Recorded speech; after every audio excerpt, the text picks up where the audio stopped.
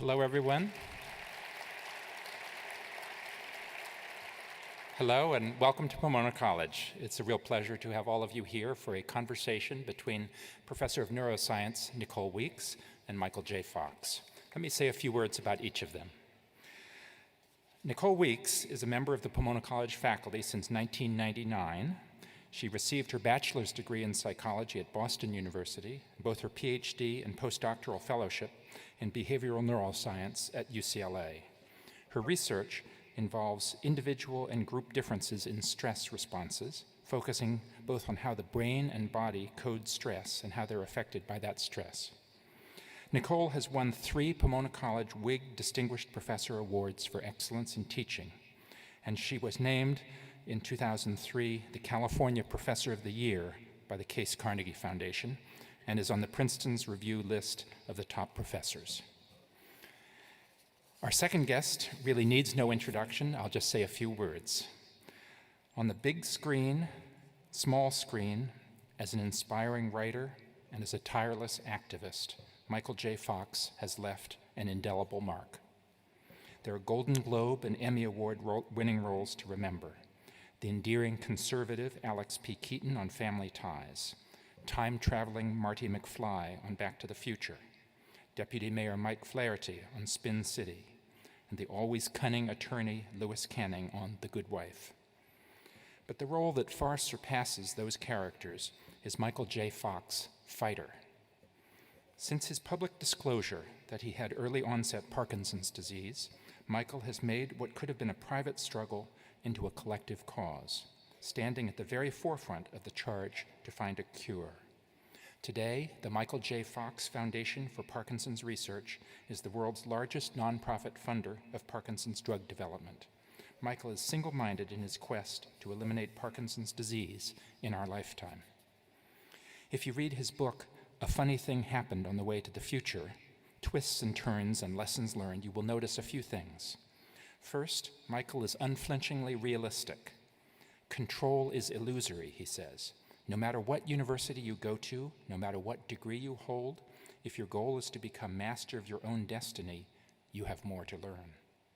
This is a sobering truth that sometimes we are quick to ignore or deny. This isn't something we like to hear at any stage in life, not when you're a student, not when you're a parent, not as a college president. But we would be wise to remember that none of us have any future guarantees. But Michael is also relentlessly hopeful. It's catastrophe that offers the most promise for an even richer life, he writes. This is the gateway to the good stuff. In times of inevitable adversity and disappointment, we would be equally wise to remember those words.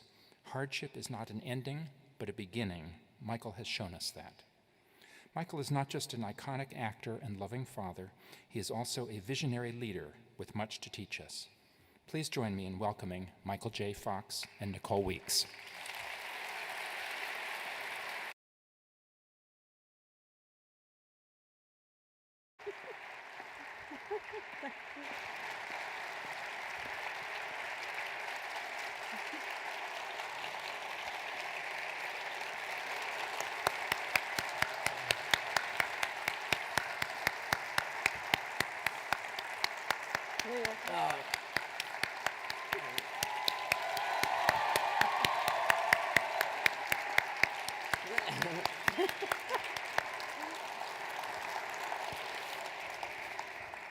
Yeah, imagine how I feel. So let me start out by saying what an honor, a true honor it is to be able to share this moment with you. You're one of my very favorite actors and certainly one of my very favorite humanitarians. So thank you so much for being here with us. My pleasure. I'll try to live up to all this. And I thought I would structure our discussion similarly to the way you structure your book, Always Looking Up. So I figured we'd talk a little bit about work and a little bit about politics and a little bit about faith and about family. But I also figured, given where we are, we probably should talk a little bit about education too. Sure. As anyone who's read my books knows, I'm an expert in education. Yes, I have an know. 11th grade education. I'm a cautionary tale that worked out wrong. I I left school in the 11th grade, and I sold my guitar and moved to California to be an actor, and it worked. I had a hard time telling my kids, you know. But luckily they're good students in their own right. So. Said we'll definitely talk more about that. So I thought I would start with work, and here's my question. And that is, when I was talking to my students about having the opportunity to possibly ask you a question, one of my students almost jumped out of her chair, and this is what she said. She said, "Oh my gosh, Michael J. Fox is my obsession. I grew up watching his movies. I love him beyond anything I can imagine." And the weird thing about that was that I thought to myself, wait a minute, I grew up in love with Michael J. Fox. So here's my question. How is it possible that a 20-year-old and an almost 50-year-old were both obsessed with you growing up? I don't know how it's possible anyone was obsessed with me growing up.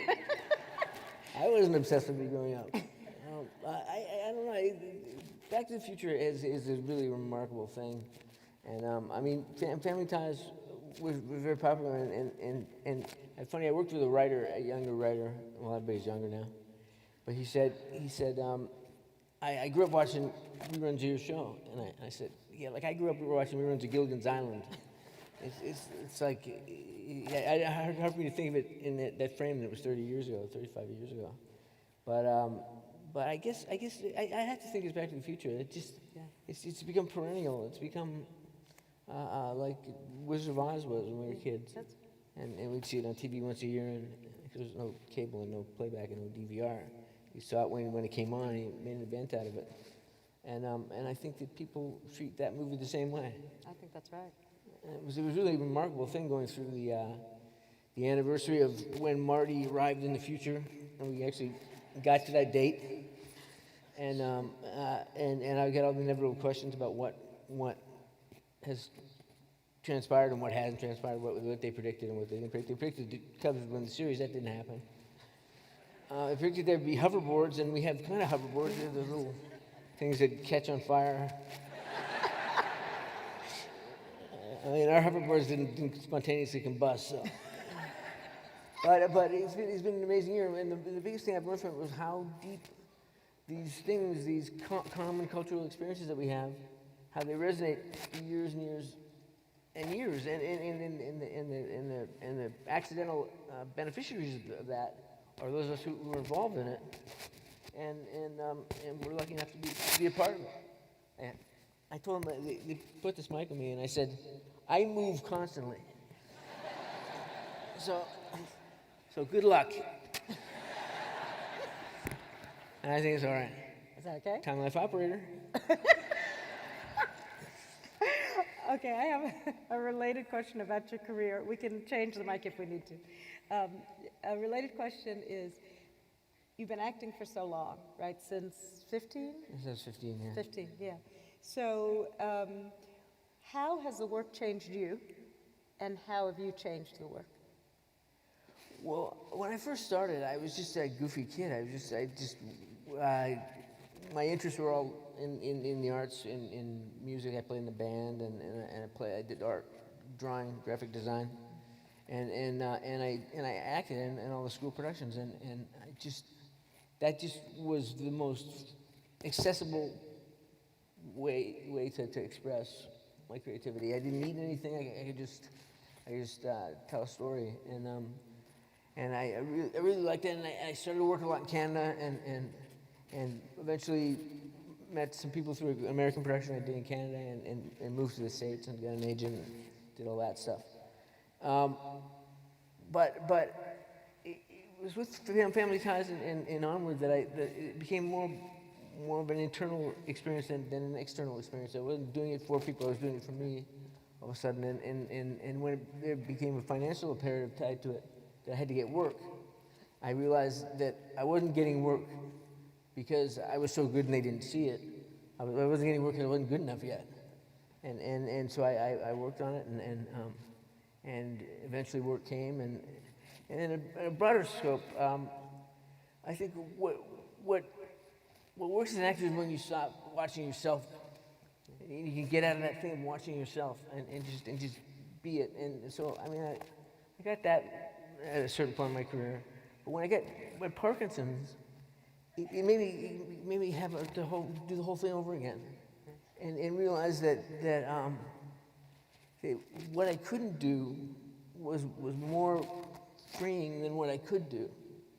Because what I could do, I was awestruck by all the amount of choices I had, and could I make all these choices, and was I making the right choice? And when you can make the only choice you can make, which is I can't pick up that glass because if I do, it'll spill, then that kind of makes things easy for you.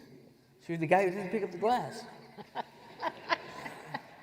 and I realized that I can play anybody as long as he has Parkinson's. That's it.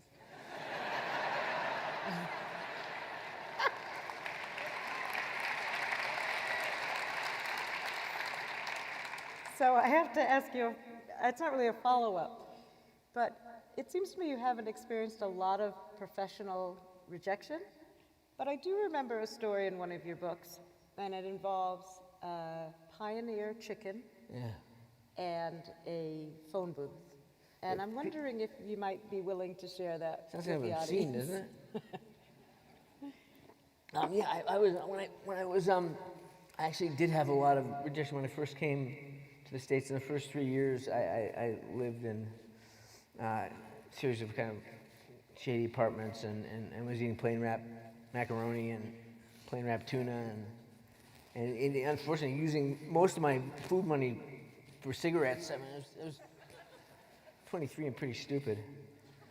And I went to this audition for Family Ties, and Gary Goldberg, the producer and the creator, just passed away recently. He's a great man, and he saw me audition and hated me. Just thought I was the worst kid he ever saw. And he really wanted Matthew Broderick, and Matthew Broderick didn't want to do it.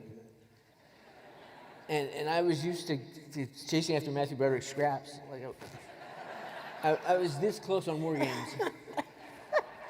And so I'll do it, but he didn't want me to do it. And the casting director, Judith Weiner, prevailed upon him to see me again. And he said, Judith, I'm a grown man, I know what I like, and I don't like this kid.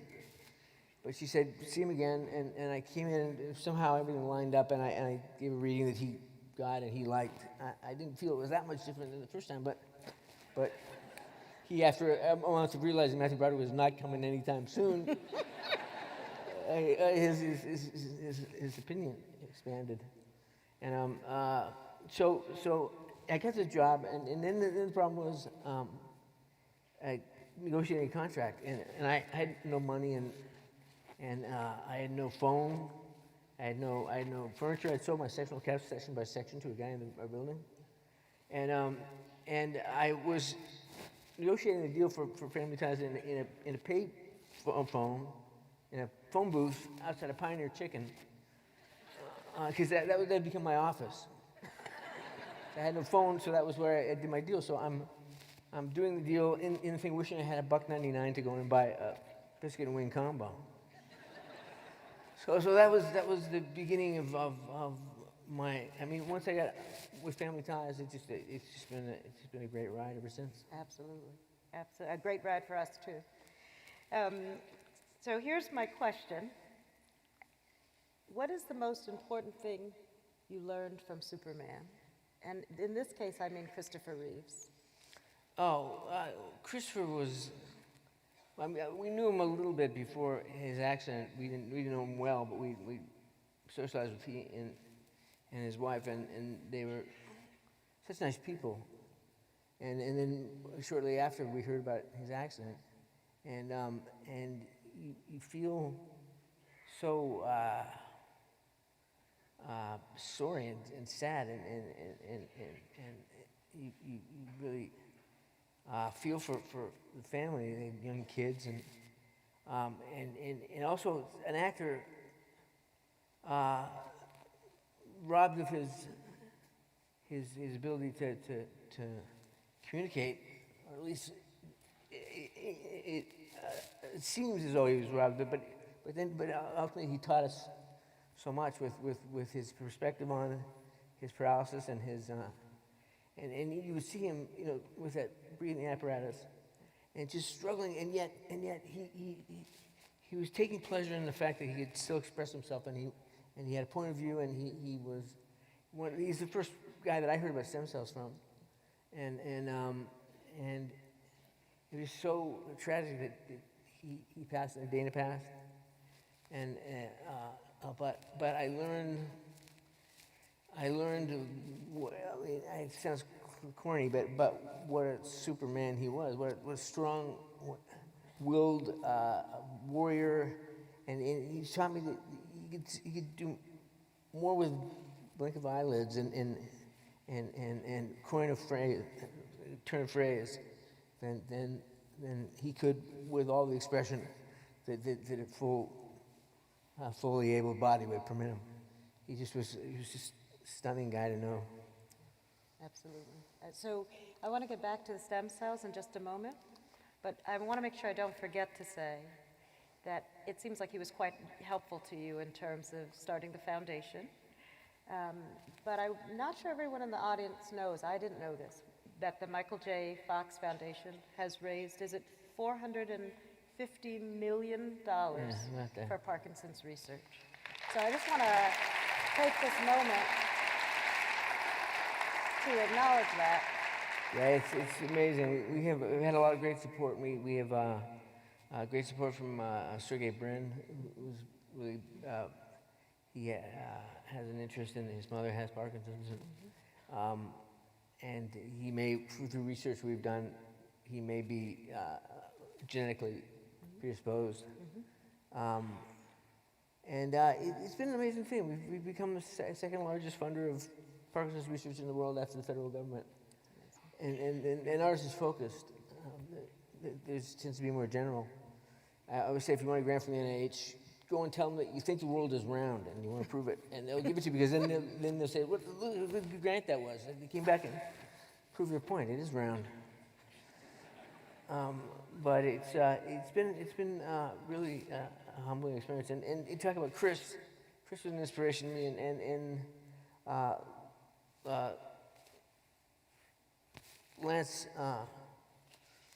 Armstrong. Lance Armstrong was also an inspiration, and I mean, all that we know that has transpired and everything that happened, notwithstanding, when I first spent some time with him, it was in Paris during the Tour de France. We just happened to be there, and he had all these folks come follow him that were cancer patients and their families, and the sense of community there was really inspiring to me. That the connection they all had to each other, and the connection that Lance, I think, sincerely had with them. Again, notwithstanding all the other stuff that went on in his life, it just really impressed me, and I was just experiencing a similar thing with people responding in the Parkinson's community, responding to what I was going through, and I was realizing I was part of a community and had a unique opportunity, a real privilege to be in a position where I might be able to advance support for research, and I'll always be grateful to those two guys for their inspiration. And can we talk a little bit then about stem cell research and sort of where it has come and what you see in the future? Well, I got involved in the stem cell issue, again, being inspired by Chris, and then learning more about it. And I went to testify in front of Congress about the need for funding for Parkinson's research, and spoke to another doctor who said that with stem cell research, that it's a possibility there could be a cure within 5 to 10 years. And that perked up my ears. I mean, it really got my attention, and I thought, we need a concentrated effort on research, and I decided to start a foundation that was, at least initially, first solely interested in research. And there were other organizations that were handling quality of life and other issues and political issues. And so, long story short, I was testifying, and I got this information, and then I I got excited about stem cell research, and then I heard that George Bush's administration was not going to let it go forward, was not going to allow any federally funded researchers to use embryonic stem cells, and that meant like they would shut down funding for the whole program for the whole school, and so it just there was no it just choked off the research. And my point was about scientific research freedom, research not choking off research before it proves something. If something is promising and there's possibility that it could change lives, we should go for it. And what further bothered me was, from a political point of view, was how kind of half-hearted the opposite side were. There was this same. I mean, our point was that through in vitro fertilization, there are vats of unused frozen embryos that they were never going to, anything was going to happen to them other than they were going to get washed down the drain. And we said, well, there's possibility in there because they're pluripotent cells. They can be anything. That we can create dopamine producing cells, or as I'll discuss in a second, insulin producing cells, or all kinds of things. And they would say, well, we have snowflake babies. People are going to adopt the frozen embryos, and then we'll call them snowflake babies. And it was such a kind of a George Bush thing to say.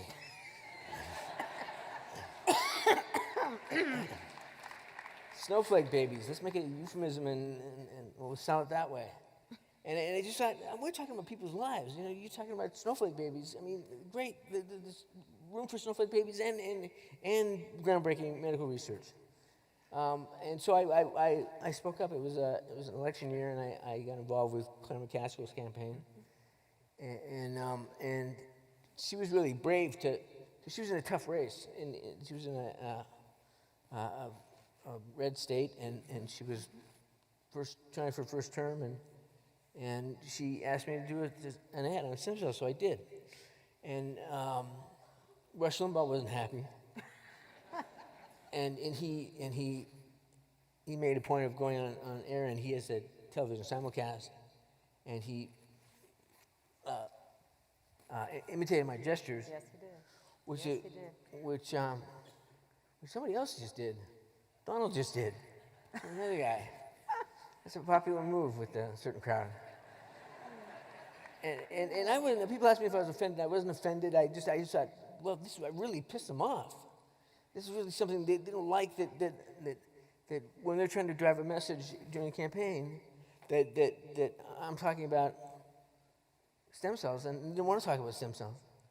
And I realized, I started to understand what wedge issues were and how.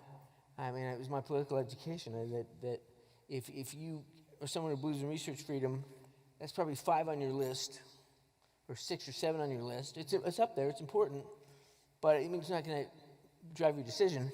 But if you're against embryonic stem cell research, it's like number 2 on your list, or number 1 on your list. And so they get quite intense about it. And the upshot of it is that stem cell research, as it relates to Parkinson's, has met some snags. Because for one thing, you have to get it in the brain somehow, stem cells into the brain, whether it's by virus or trophic factors or whatever. You have to find a way to get it in blood-brain barrier. And once it's in there, we've created dopamine-producing cells. That's not a problem. But we can't monitor their growth, and we haven't found a way to make sure that they don't grow into cancerous tumors or growth we don't want. But in the papers the other day, there was a piece about how stem cells are being used to treat type 1 diabetes patients. They found a way to put insulin-producing stem cells that they've created from embryonic stem cells, and in a kind of a capsule, and close it into the circulatory system, and it will let enough out to heal the pancreas, and at the same time be in there regenerating, in a capsule regenerating. And so, and effectively think that within 5 to 10 years, that they will have cured type 1 diabetes. So that's research freedom. You know, I mean, it didn't work out for us in the short term. It may in the long term, but it's working out for other diseases and other research missions. So in the end, I'm quite proud of my work for that. Absolutely. You brought up Donald Trump. I did not. I just want to say that. So I'm not going to ask you about Donald Trump. I am going to ask you, though, about universal health care. Yeah, I'm not an expert on insurance, and I don't know a lot about politics around it. I tend to be in favor of a single-payer system because I'm from Canada. Yeah. That's my experience. That's what I grew up with, and I just don't understand anyone not getting medical care. I think, especially given the amount of resources that are available, and I mean, I've been to the Hamptons in New York. I've seen the yachts and The resources available. I mean, someone could kick a little in. So I just think that we just need to find a way that everyone gets coverage, and I think that now the thing is to build on what we have. I think President Obama made great gains, and I think I don't think we should scrap it. I think we should build on what we have, but with a goal toward, whether you call it single payer, whatever you call it, just that, like someone who's diagnosed with Parkinson's at 32 or 33 doesn't have to lie about it and you know, steady his hand as he reaches for his cup of coffee for fear that his boss is going to notice, and it's all going to be over. That's you know, relative to my experience, but there's all kinds of iterations of that go on, and it's just unconscionable that everyone can't get care. Amen. Amen. So since we're here on Family Weekend, I want to switch over to family a bit. And I wanted to ask you if you could tell us where you were on 9/11 and where you were on 9/14. You read my books. That's my job, man. On 9/11, I was here in L.A. Not here it is in L.A., but I was in L.A., California, and my family were all back east in New York, and including Tracy, who was pregnant at that time, and with my youngest daughter, and she called, and it was like 5 in the morning, whatever it was, 5:45 in the morning, and I said, "What's happening?" And she described the plane had hit the first tower, and immediately it didn't sound good to me, and so I was talking to her, and I said, "You should start thinking about where the kids are, because the kids are at school, and how you can get them home." And she said, "Yeah," and then the second tower hit, and then we knew it was all going south in a hurry. And now people I know, and certainly thousands of others have been affected by this in the most immediate personal way. I mean, lost people, and I lost people that I knew, not anyone that was really close to me. So I don't mean to tell the story like it's what happened to me during 9/11, but it told me something about it taught me something being a father that I didn't understand, which was when she said that, I said, "I'm coming back." And then I called, and all the airlines were closed down, and there were no private flights, and there was nothing, there was no way to get back. So I got in a car and went back, and made it in less than two days. And I remember being in New Jersey and seeing the city and seeing what wasn't there. I had a good view of what wasn't there, and I had a good view of the smoke. And I called my wife and I said, "I'm almost home. Is there anything that I can do?" And she said, "Yeah, get some bread." And I mean, it's moments like that that just teach you what, like how you have no idea what you're involved in when you're involved in a family, and you love them and they love you, and it just becomes, the center of everything. Yet it radiates out so that it affects the way you deal with other people, and the empathy you have for other people's situations, and the patience you have with other people, because you have to have patience with yourself and with your children. And they just mean so much that the most daunting obstacle can't keep you from being there for them and with them. I love that story. Thank you. Not only is it family weekend, but it's also Valentine's Day weekend. My husband's someplace in here, so don't forget that.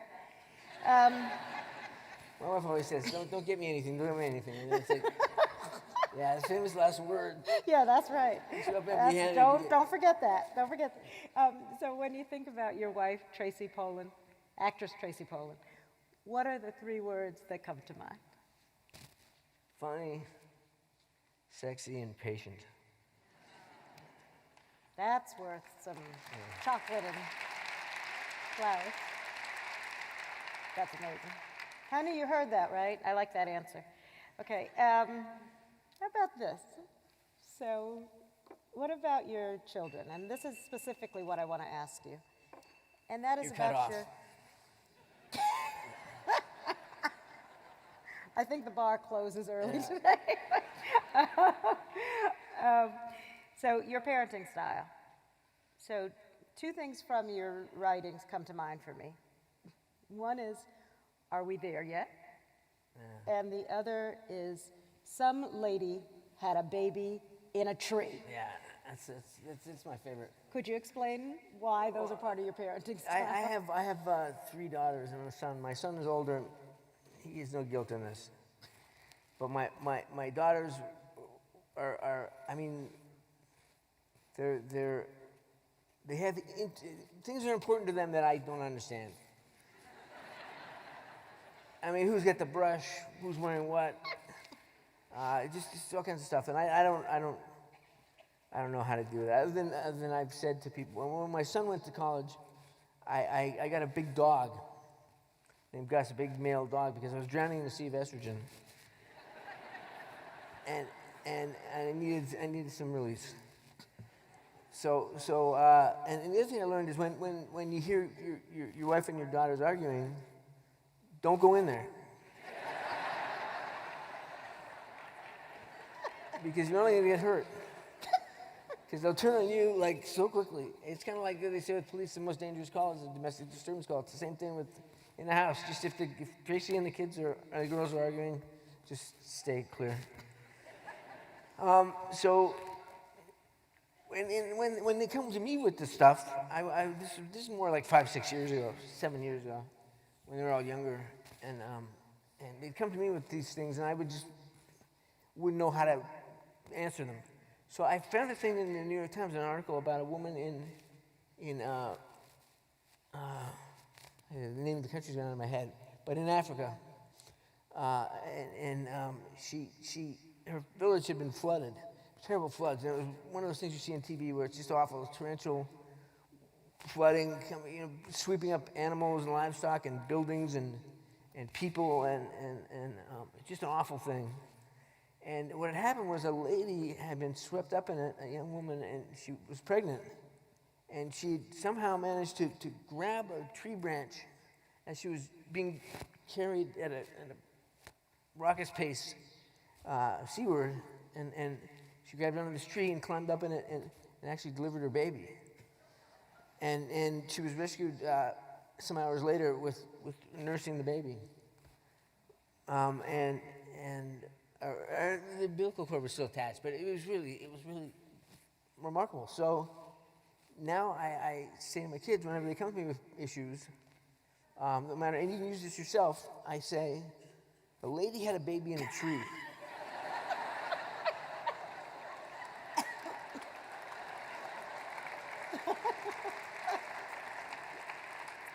Well, what do you got?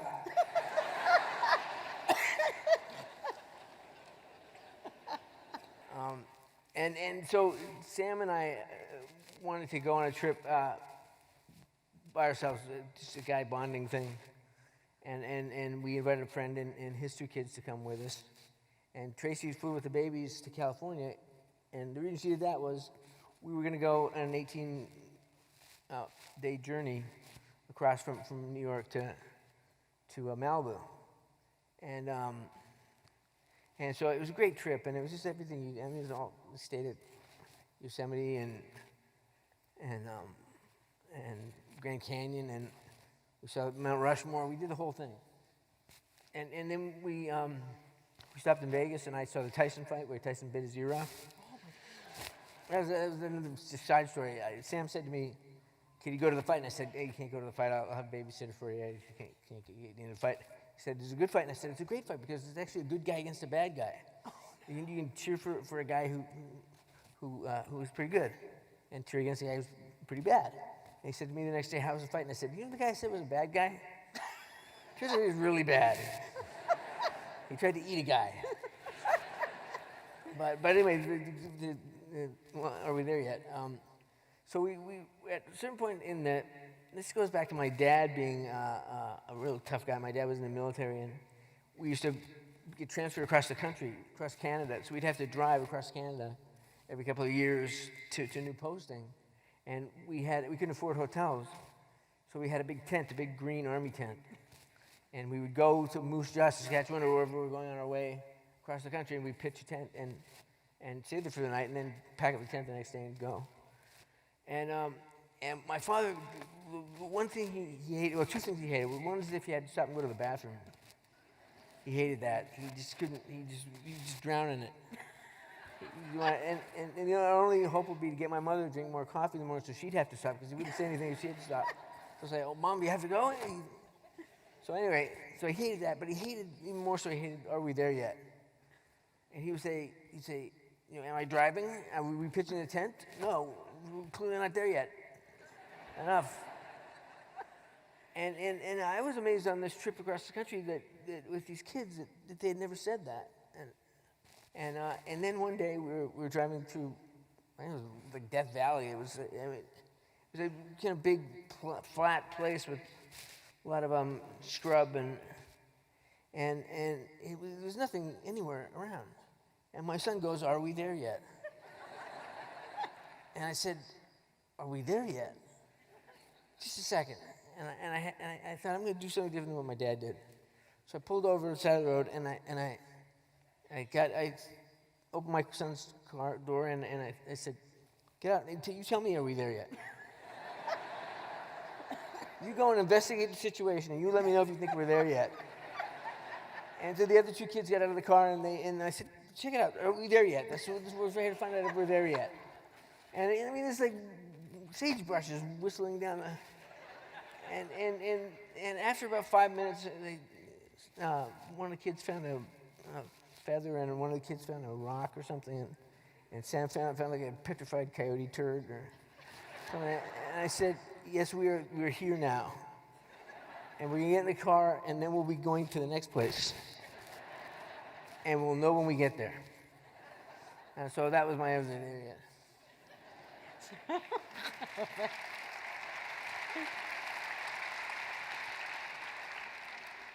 So in a couple moments, we're going to switch over and let the students ask a couple of questions. But I just want to follow up on that. My follow-up is this: are you there yet? I don't think so. I mean, it's the interesting thing about having a disease that keeps you constantly moving is that you're constantly moving. Yeah. And I have to be comfortable with that. Yeah. I don't have to be comfortable with that, but I become comfortable with that. And every day teaches me new things, and so to the extent that I don't feel that I've learned all the stuff I'm going to learn. Just like when they got out of the car and looked at stuff, there's stuff to find, and then to move on and find the next stuff. Yeah. And I've been blessed to be in incredible situations as a parent, as a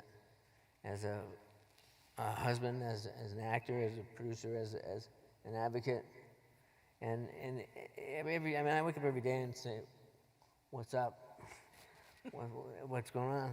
And I tell a story in beginning of Lucky Man, no, beginning of, Always I was looking up, for- yeah, thank you, my book title, I couldn't remember it.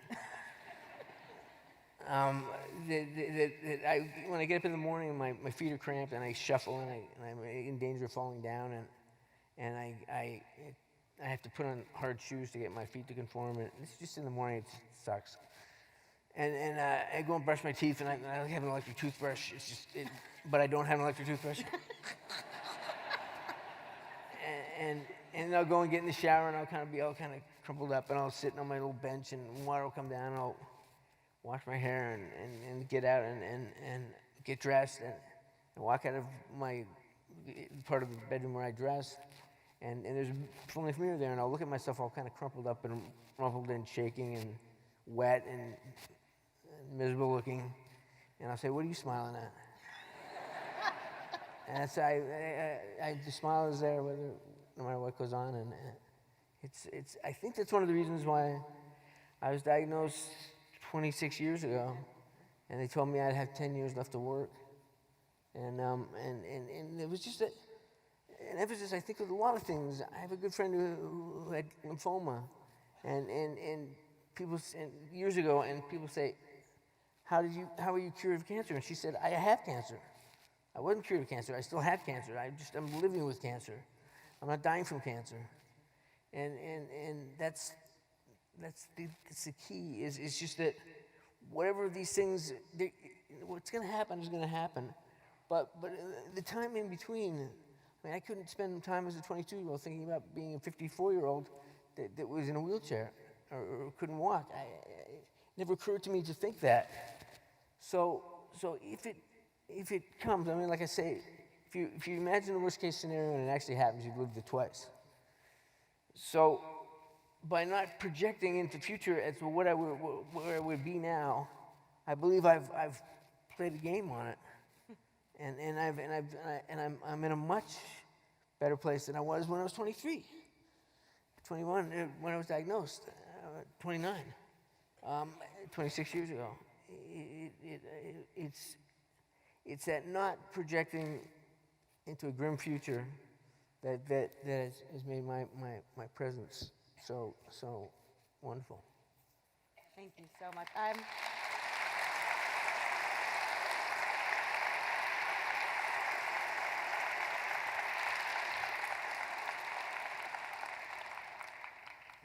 I just want to say I'm so incredibly inspired by you, and I know a lot of our students are as well, so I want to give them a few minutes to ask you a few questions as Right. well. Yeah? Keep it clean. I wish you'd said that before.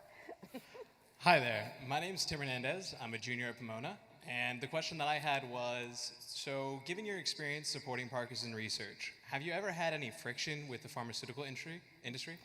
You know, it's interesting with the pharmaceutical industry.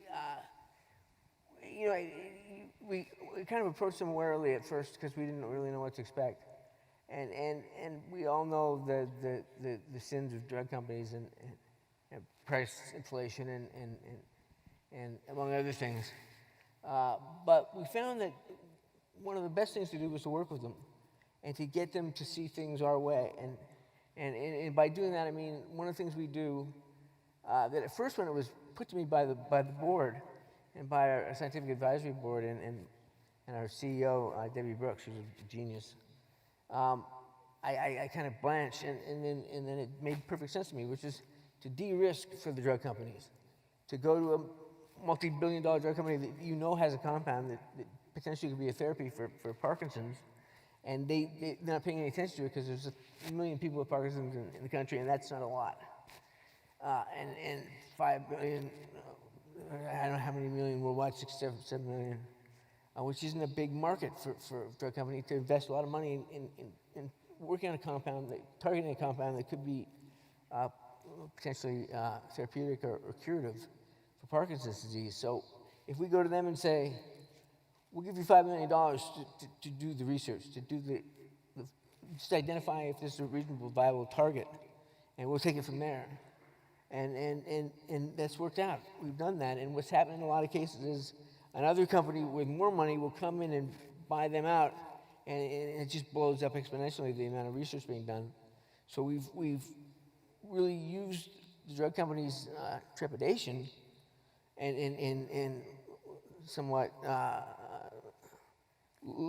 laissez-faire, but relaxed attitude towards the potential profits in Parkinson's to do the work, and then to see relationships with other companies grow as that gets recognized and expanded on. And I think that we've had a lot of support reaching out to the community in different ways, whether it's to promote clinical trials or to get people to be involved in our we were doing this one trial called it's gone out of my head, but basically what it's about is to find out if there's a genetic marker for Parkinson's, and therefore if we can find a common genetic marker, just whether it's something in the blood or something in the genes or something in behaviorally that we can identify and say that's definitely indicative of Parkinson's. We can identify what that is, what that marker is, and we can then target drugs, and we can research Parkinson's in a way that we can't now, because by the time you're diagnosed, by the time you have physical symptoms of Parkinson's, it's 80% of your dopamine producing cells are already gone. So if we can find a way to identify someone has Parkinson's before any evidence suggests that they do, we can really focus in on a cure. And we've had cooperation from the drug companies all the way along in this, again, because we recognize from the outset that they're in it to make a profit. And we try to get them to a lot of times we get them to share with other research we're not inclined to do. Boy, this is crazy. I think I got it now. But anyway, that's a long answer to a good question. Drug companies, we need them, and so we can try to change them a little bit by adjusting our behavior towards them and what we expect from them, and what we're willing to share with them. But we're not going to do without them. So we have a careful piece. Hi, Mr. Fox. My name is Kira, and I'm a senior at Pomona. So you've addressed the theme of optimism in your life, especially optimism in the face of chronic illness, and you've described yourself as an incurable optimist. So my question is whether, based on your experience, do you consider optimism to be more of an innate, inflexible characteristic, or something that's more malleable and subject to change? In other words, can a pessimist become an optimist? Well, I was thinking of those little bear cubs, and the mother's catching the fish, and the little bear cub's trying to catch the fish, and keeps whacking at it, and it can't get one, and then the other bear cubs will walk away, and that one bear cub's still there, like trying to whack the salmon down. That's neat. That's who that guy is. And I think that applies to optimism too. I mean, I think you just have. I mean, I grew up with an Irish grandmother who used to tell me stories, and just every day was great. And her last words were "ooh la la." She sat down in the chair and she went, "Ooh la la," and had a heart attack. And I just always had that feeling, and I feel it. I just feel like you throw a penny in the air 100 times, at least 51 times it's going to come up heads. It's just to me. It's not that I'm blind to the possibility, and I'm not reckless, and I don't put my family in jeopardy because don't worry, it'll be okay. It's just a bear. It'll be okay. We'll make friends. I can be pragmatic and realistic too, but I do believe in that if we let it happen, it'll happen the right way most times. And the times it doesn't, it makes you grateful for the times that it does. It's really simple thinking, but I'm a simple guy, and it works for me.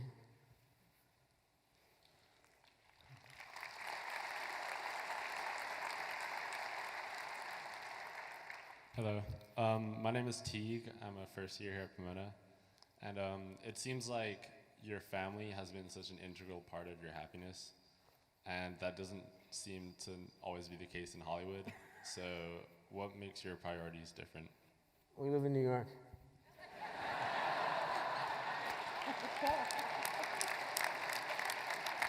I actually thought when our kids were born, we moved to New York. When my son was born, we moved to New York, and then my daughters were all born there. And it's not that LA is a terrible place. LA is a great place. I was here from the 80s, and trust me, they were great. I did LA all the way, and really had a good time. But I frankly didn't trust myself to raise kids in LA. I didn't trust myself to be able to handle all the challenges that they'd meet there. And you might say, well, New York, how is that any different? It is different in a way. You're more aware of where your kids are all the time. You're more aware of that they make relationships in the neighborhood with the guys in the corner of the store and all that stuff that you just know in your little world, as big as Manhattan is, you have your little world, and you know who their friends are. You see them when you go to pick up at the end of the school day, and you get to know the parents, and it's a simpler life in a way. I mean, it's still complicated and all the big complications of living in a big city, but it's just I just felt I knew my kids at every stage, and I feel like in LA if they could drift away in people's cars and go places I don't know where they're going, and I don't, and I've lost touch. I've lost that contact. I just want to be able to show my kid a smile and get a smile back, and that's all I need. And if I lose track of them for a second, I feel less in danger. So that's why I didn't trust myself to raise kids in LA. But a lot of people I know have done it and done a good job. I just wouldn't have been one of them. Hi, Michael J. Fox. My name is Samantha. I'm a first year at Pomona, and I wanted to ask if you could talk a little bit more about how you go about separating who you are personally and professionally from the disease with which you're living. Well, one of the first things that I think about when you ask that question is that I'm like I said, I'm honest with myself. When I take medication, and for example, right now in front of you, I'm fairly calm. I mean, I hope I haven't been too distracting to watch. But that's not my natural state. This is an artificial state. My natural state is to be curled up and frozen and somewhat tremoring. And at this stage, I'd be more into freezing than tremoring. And I'd have a hard time talking. I'd have a hard time organizing my thoughts. And it's kind of like you have a schnauzer on your pant leg. I mean, it's just like he's just going all the time. And that's my natural state. So I'm grateful for every moment that I get a relief from that. And when I can't get relief from that, and I'm in that other state, that natural state, I try to understand it for what it is and just accept it. And as far as work goes, in separating myself as an actor from it, I joked earlier, I can play anybody as long as he's got Parkinson's, which is true to an extent because I can't change the way my body is responding to the level of dopamine in my head at that moment. I mean, I can influence it over time with medication, but I have to be careful how I take it. So it can be quite frustrating. So I just try to work that into what I'm doing. And I did an episode of a friend's show, Rescue Me, that my friend Dennis Leary did, and I played it. He called me up. I should say he called me and said, "I got a great part for you in the show. I want you to do the show." And I said, "What is it?" And he said, "He's a pill-popping, misogynistic, alcoholic, sex maniac." And I said, what did you think of me? And I said, on top of that, and he said he's a paraplegic. And I said, on top of that, he's a paraplegic. He's in a wheelchair. He can't move. And I don't know if you noticed, I can't stop moving. I'm a human whirligig. And he said, I know, it'd be great. So and then with The Good Wife, it was the same thing too. I love that because he came to me and said, we want you to play a guy who is a lawyer, and he has Parkinson's or tardive dyskinesia, which is a version of Parkinson's, and he uses it to manipulate the jury, and he uses it to manipulate people's feelings to get what he needs to get done. And I thought, that's really cool. Because a lot of times, I mean, people with handicaps don't get to play assholes. They get soft piano music playing in the background, and it's like all gauzy lensed, and we're supposed to be uplifted or made to feel crappy or whatever. But you just have a guy who's just a regular jerk who manipulates people's sympathies and plays on people's fears. It's been a really fun experience. So I never would have been open to any of that if this wasn't my path. And I really would have missed those experiences. And I don't think, I mean, I would have maybe just been that guy who was on Back to the Future. But I'm an actor who's working and doing work that gets seen, and it's a tremendous privilege. And I'm not going to let Parkinson's take that away from me, but rather have it serve me.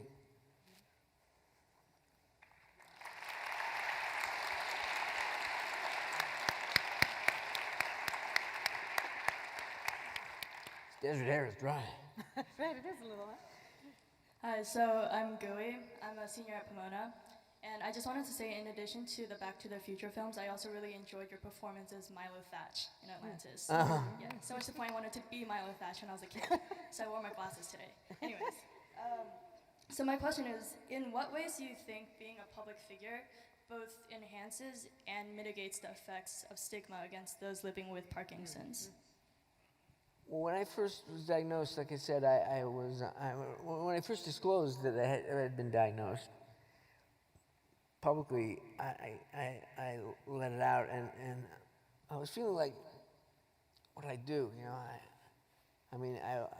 I told, I had an interview with Barbara Walters and I had an interview with People Magazine, and if you ever want to get a secret out, call Barbara Walters and People Magazine, because it'll get out there. And so all of a sudden I'm being overwhelmed with people calling and sympathy and are you gonna die and just all this stuff, and it was too much for me. So I went online and I found a Parkinson's chat room, and I saw people with Parkinson's talking about it because it obviously affected their world and in a way that I didn't appreciate until I started to read what they were saying, and wonder what meds he's on, I wonder if he's on this, I wonder if he's on that. Does he know about this? And the genuine concern for me. At the same time, there was a certain amount of yippee. Like, this is great. And I understood that.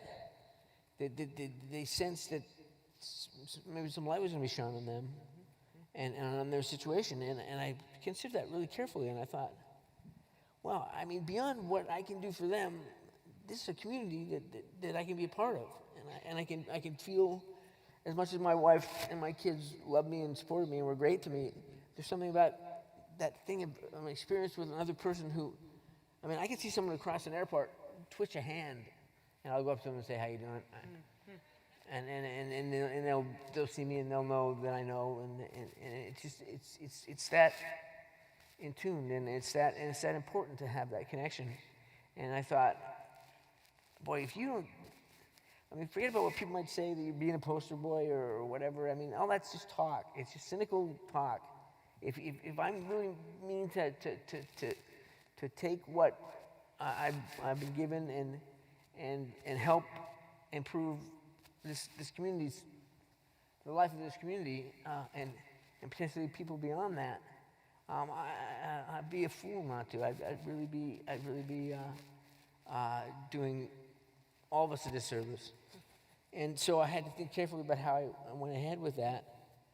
But there was a lady who wrote a letter, and she said she used to go to the store all the time, and the cashier would give her funny looks because she'd be struggling to get change. Sometimes really simple things like shifting in a chair or something is really hard for people with Parkinson's, and little manipulations and transacting things is hard. I always, with my kids or something, if I'm buying something, I'll say, you can have it as long as you do the transaction.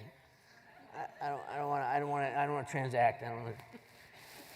And so this woman said that she always had a thing, and then one day she came in, and the guy actually spoke to her and said, "Do you have Parkinson's?" And she said, "Yeah, I do." And he said, "Just like Michael Fox." And I thought, wow, that's really cool. That's bigger than anything I've done before, because it wasn't my idea, and I'm not ascribing it to. I'm not saying like I was chosen, I was supposed to do this. It was meant to happen. I don't know. I'm not in my department, above my pay grade, but I do know that it's been a great privilege to be able to do this work, and I'm really grateful to all the people that do it with me. I think we have one or two.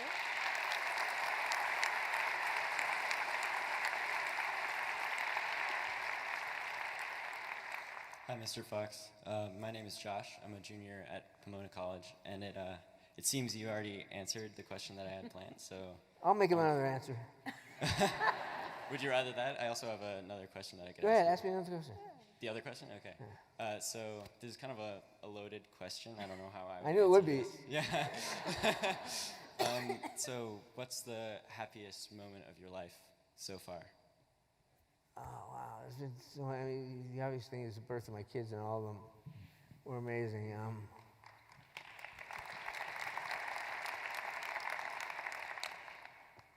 And I think the happiest moment. I didn't know at the time it was the happiest moment, but it was like the best thing that ever happened to me. I think it was well, again, this related to my family, but when Tracy was doing Family Ties, and we become friends, but we weren't seeing each other, and I was just this party maniac. I was literally the boy prince of Hollywood and just digging it. And I was a mess. I was all over. I had 5 cars. I had a Ferrari and a Mercedes and a Range Rover, and it was just stupid. It was just like the book of stupid Hollywood stupid. And she I walked out the parking lot one day, and it was her last day of work. And she said, I want to play something. And my car radio, so I got out of my Ferrari and walked over to her rented Volkswagen Rabbit. And she played me this James Taylor song called "That's Why I'm Here,"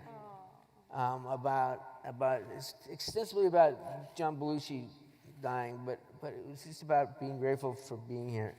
And she said, "You're killing yourself, and you want to think about why you're here, and what you want to do here."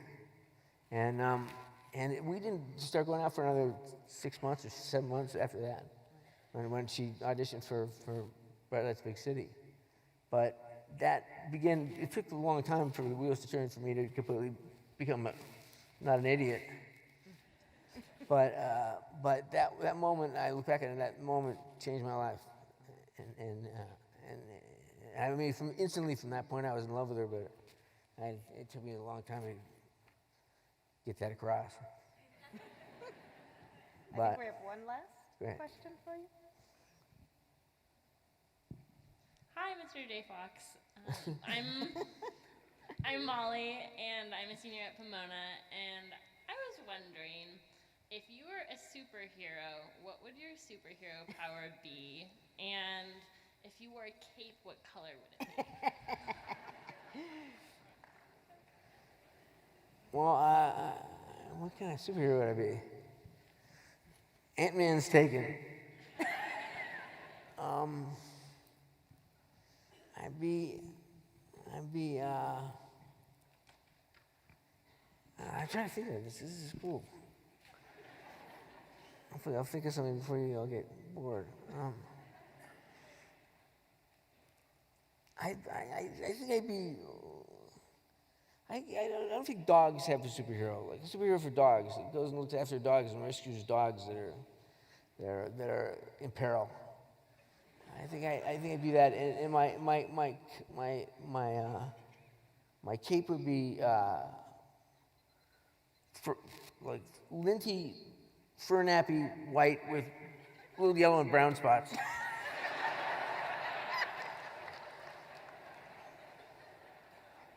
Here I come to save the day.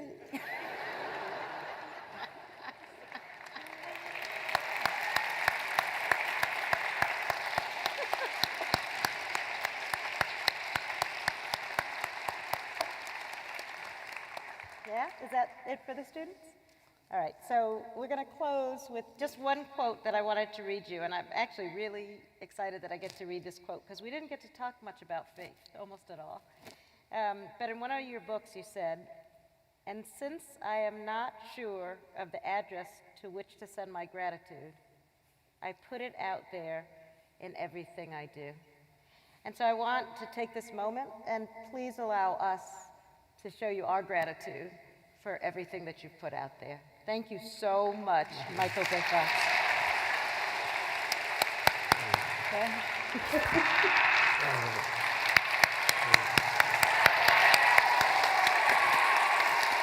Thanks, John.